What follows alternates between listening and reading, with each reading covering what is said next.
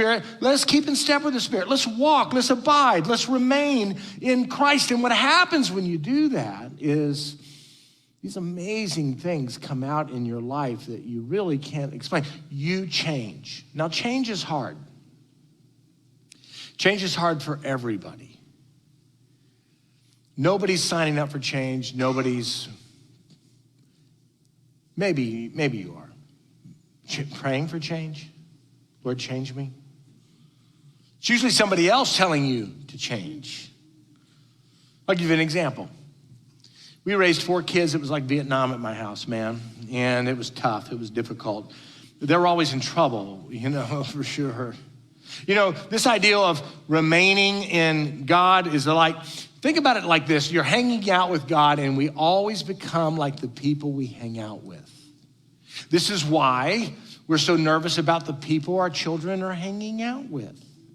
And this is why you wouldn't let your children hang out with my children. Because there is this thing. And so the idea is if you become and remain and hang out with God, you'll become more like him. Well, raising 4 children was very difficult. My wife was such a really steady, solid. Lisa was just amazing with our kids. That's why they like her more than me. And you may have noticed this about me, but when I get kind of riled up, I talk a lot. And when I talk, see, I'm actually thinking as I'm talking. A lot of people have to, get alone and think through their things. I think through them as I'm talking. That's why I say weird things at church. I just say them.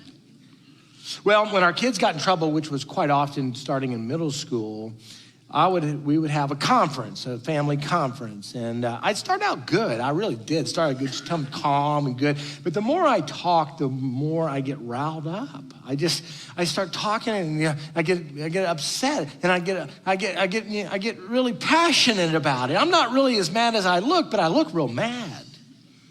And several times my wife, in all loving kindness, would pull me aside after the conference and say, "That wasn't helpful." I said, "What are you talking about?" She said, "Well, you were right. You're absolutely right. Congratulations. But it just wasn't helpful because here's what happened in the middle of the conference. The issue that brought us together to talk about no longer is the issue. And what the issue is now is you." And I became the issue. And I became concerned about that. And so I began to pray about that and think about that. And years went by. We had lots of conferences, especially in high school. Oh, yeah. And from time to time, let me just report this. We'd have a conference, and I would sit there and do this thing called listen. Life-changing. And my wife was good about pulling me aside and saying, "Hey, you handled that so well. I think they really got the point. I think they understand the problem. And I think you did all you could do. You did it great. It was loving and kind. And I just, it was. Can you tell me some more?" She goes, you did great. And I said, "Really? Does that mean we can make out?" What are you saying? She said, I'm just saying you really did great. And I knew that was God because I wanted to choke that child. I wanted to punch that child in the throat. Wanted to stomp on their knees. But I didn't. Because of God. And I was able to learn how to take those things to God and let him handle those things. So how is change coming into your life? I'm assuming you're like me and you're probably not praying. Nobody's begging God, "Okay, God, please change me."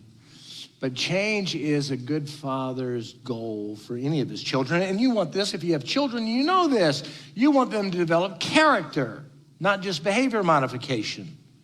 Because one day, if you're just modifying their behavior, When you're no longer around college or military or whatever happens, their character won't sustain them.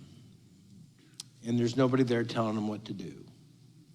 So you want them to have character. So how does God bring character development? The fruits of the Spirit: love, joy, peace, patience, kindness, gentleness, self-control. How does he do that? Here's how he does it. This is not great news, but this is true. He brings or allows problems to happen in your life.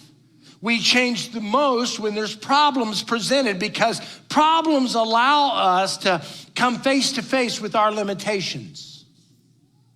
It allows us to realize that we need something bigger than ourselves to navigate life. Especially the bigger the problem, the more we recognize our need for God or something.